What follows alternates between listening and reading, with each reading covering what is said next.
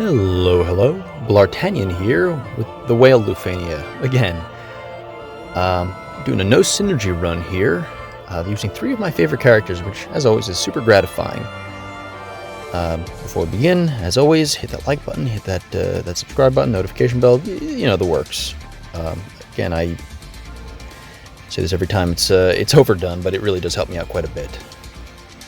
So, these guys, we got a non-synergy run here. This is actually probably going to be my last run for a week or so. I'm heading on vacation, so I'll see y'all on the other side, but this was a fun one. Golbez and Edward, of course, as you saw in my last run, do quite well in this stage.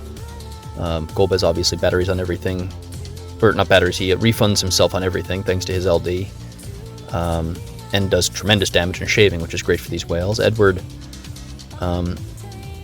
I brought him originally just because Hyde let him kind of refund himself, and because I wanted someone with auras to make up for a Roja, but it turns out he's also just good here in general because his EX buff completely shuts down their post-turn Brave gain mechanic. We are bringing the Faris call here for 2 reasons. Reason 1 here is to turn off that Brave refund on the whales, at least until Edward's EX buff is fully stacked. The second reason you'll see in a little bit later. Third unit, as you can, which I'm super excited, of course, is Y'shtola, another one of my favorites. Jesus, this is just a really Bl'Art team, I guess.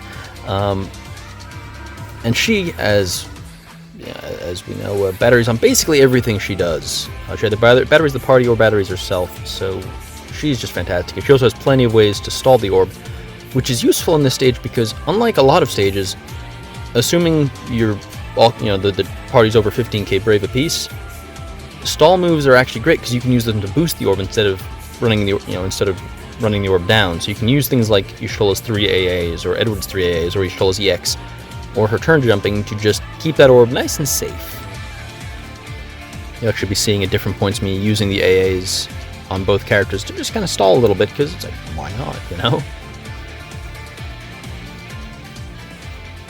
There we go.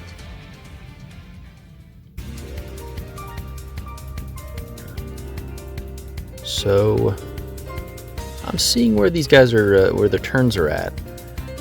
And I'm a little bit nervous about the shields. Golbez is pretty good at shaving them down, but I don't want to kind of take the chance that he's not gonna just fall short and then I'm gonna eat a big old attack. So I'm making sure to kind of time the damage I'm doing so that Golbez has plenty of time to shave the shields and that Y'shtola and Edward are in a position to help him. You'll see here with B, I'm not going to hit B. I'm going to target A. Or actually, no, I think I just pressed Medica here. Yeah, free skill. Just because with B about to go, I wanted to kind of maximize the number of turns I'm going to have to shave that shield down. So you see there that pushes B's turn right behind Golbez, which is perfect. The first shield isn't as scary. It's only 100,000. The later shields get pretty beefy, and it's kind of a problem. That's when you bring out the really big guns. You'll see I once again brought a Garland friend, but this time I learned from my mistakes. You'll see what that means in a little bit. Not a fan of this the break order here, so I'm using Medica again to battery the team and stall. The break order ends up kind of not working still, but at least A lost that turn that he was about to get. These guys are, for whales, they move pretty fast, which is a little bit surprising, especially since they're, not in water. I don't know, I've never seen a whale on land. Maybe they're really fast on land and we just haven't seen it happen. That was stupid of me. The whale comment, not the gameplay. The gameplay is pristine, is exquisite. But that whale joke about them being on land was probably one of the dumbest things I've said all week.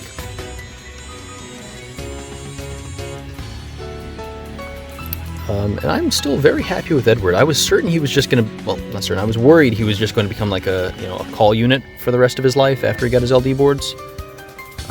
Mostly because he doesn't have HP damage up, which is very desirable in support. But he just brings so much battery with that encouragement armor. and he has so much utility with Lullaby and with his EX. I don't know. If you can cover healing, he just does so much for the party when you bring him. I think it helps that I like running him with Golbez, who naturally doesn't need that much to deal a shit ton of damage. But here we are. This is the second time now that their turns stacked up twice in a row, and Y'shtola was able to use her LD to unbreak and rebreak them both. Y'shtola, another support who, despite not having HP damage up, brings a lot of really useful utility that I appreciate. In this case, in the form of turn manipulation and battery.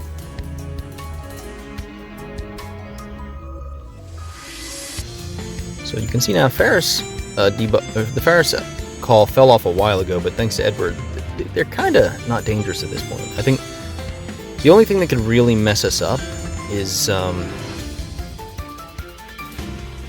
if we were to what's the word? What do you call it? If we mistime the shield in such a way that Golbez doesn't get a turn before they act after the shield. Or as we can see there, technically Edward could fail to break them, which could put us in an awkward position. But that's not super likely to happen. So, yeah, we're pretty safe.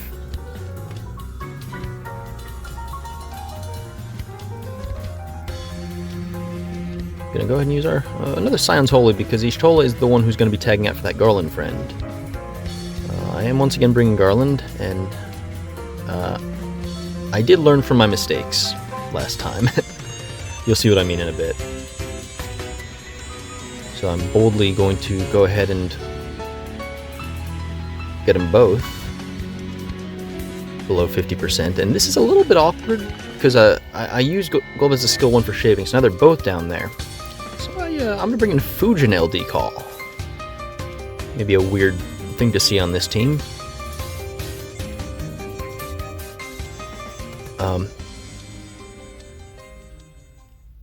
And we're going to bring in Garland. The reason we bring Fujin is, well, for one thing, her LD applies an elemental imperil. But I was still worried that it was going to either push off Golbez's imperil, or if I end up having to use sleep, it'll lock out one of their 2 imperils. Luckily, I remembered Faris's LD call also imperils wind, so we're basically golden there. If we end up having to use sleep, either to refresh Edward's buff or just to, stop him from acting, we don't really care because Golbez can just reapply his imperil and Fujin's get pushed off and we'll be fine. Now, go ahead and bring in this guy. Checking the turns real quick. We got that fully stacked Garland buff. We got the Edward standing up straight like a good posture boy. And Golbez is pumping out the good damage. I compared this to the run with Iroha, and technically, I do think that Golbez, like his skill 1, for instance, it dealt about maybe 50k more damage thanks to Iroha versus when he was, doing the same move in kind of similar circumstances with Y'shtola. Not a huge surprise there. I was curious to see how big an impact it would have. So yeah, it does have an impact, and that's cool. Anywho, that little bit of science out of the way. Gonna go ahead in the summon to deal with this last shield. Kind of sad to see the summon deal 0 damage, but we'll deal. Edward battering and dealing full damage anyway because he's Edward. That's the thing about Edward. He doesn't care about magic resist or shields because he basically just batteries to full on every attack, even this late in the fight. Although I think this fight has less brave gain reduction than some of the fights we had been seeing, probably to sell Iroha, but point still stands. It's time to start chucking snakes at these guys. Love this part of the fight. There's a small part of me that wants them to release some kind of giant armored support unit so that I could run, just maximum armor team without it being silly. Because I could bring like X-Death on this team, it would just be really stupid and bad. Now I'm going ahead and be using that lullaby there, keeping them asleep, and this is what I'm talking about. We got the Golbez imperil there. We still got our wind imperil, so Garland's still hitting for max damage. We're just kicking on all cylinders here.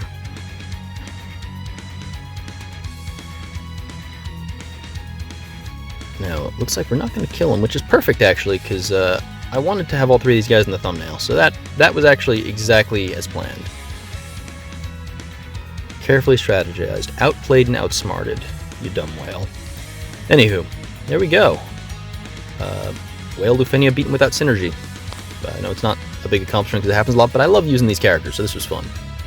I hope you enjoyed, and I'll see you in the next video, which probably isn't coming out for another week or so. I'll see you on the other side of vacation. So again, thanks for watching, and be cool. Adios.